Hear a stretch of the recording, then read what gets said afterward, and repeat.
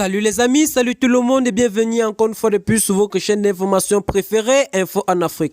Pour vous qui êtes nouveaux sur notre chaîne, n'oubliez surtout pas de vous abonner, cliquez sur la cloche de notification et aussi partagez cette vidéo au max parce qu'il faudra que toute la population malienne se prenne sur ses gardes car nous avons un groupe de terroristes au nom de AQMI qui menace Bamako d'attaques terroristes dans les prochaines heures.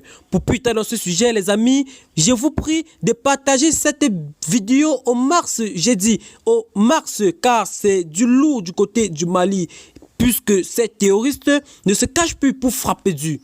C'est parti après notre petit générique. Bon visionnage les amis.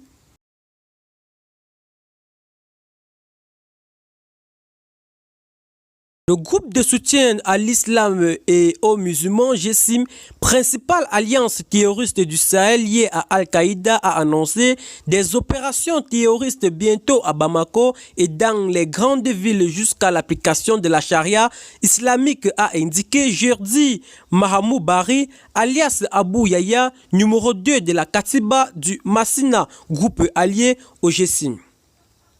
Mahamoud Bari, de son nom de guerre Abou Yaya, s'exprime dans une vidéo de 4 minutes en langue bamanankan, la plus parlée au Mali. Il y aura pas de répit tant que le Mali ne retournera pas à la charia ou ne l'appliquera pas. Les membres de la Katiba Massina sont déployés dans toutes les périphéries de la capitale.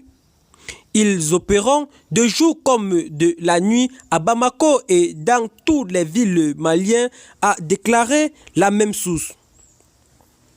Abou Yaya affirme que nos hommes vont entrer partout. Il est temps que les populations maliennes retournent à Allah, expliquant qu'un plan, autant pour moi, a été élaboré pour assiéger la capitale Bamako et qu'il y aura des attaques continues jusqu'à l'application de la charia. Tout cela ne finit par tant que tout le monde n'aura pas accepté l'application de la charia. L'organisation terroriste avait indiqué que les héros de la victoire à l'islam et des musulmans en défense des opprimés et en représailles pour les faibles ont mené des attaques près de la résidence du président de la transition et de celle du ministre de la Défense. Cette déclaration intervient au lendemain des attaques terroristes repoussées contre les positions des forces armées maliennes Farma dans la localité de Sévaré Sokolo et Kalumba dans le centre du Mali. L'armée avait indiqué que 15 soldats maliens et 3 civils d'une entreprise de construction de routes ont été tués ainsi que 48 terroristes neutralisés dans des attaques armées contre des positions de forces armées maliennes Farma à Sévaré dans la région de Mopti. Sokolo, région de Ségou, dans le centre et Kalumba, dans la région de Nara, près de la frontière avec la Mauritanie, après la Mauritanie.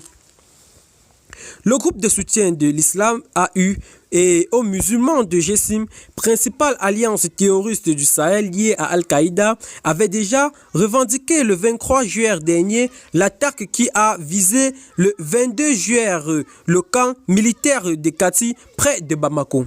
Et bien les amis, c'est dans ce pas que nous allons vous laisser bousquer notre petite partie d'information pour cette soirée. Si vous avez aimé la vidéo, n'oubliez surtout pas de vous abonner ainsi que la partager au max cette vidéo et de vous accrocher à notre chaîne pour ne pas rater nos prochaines informations. Bye bye, à très bientôt pour de nouvelles vidéos.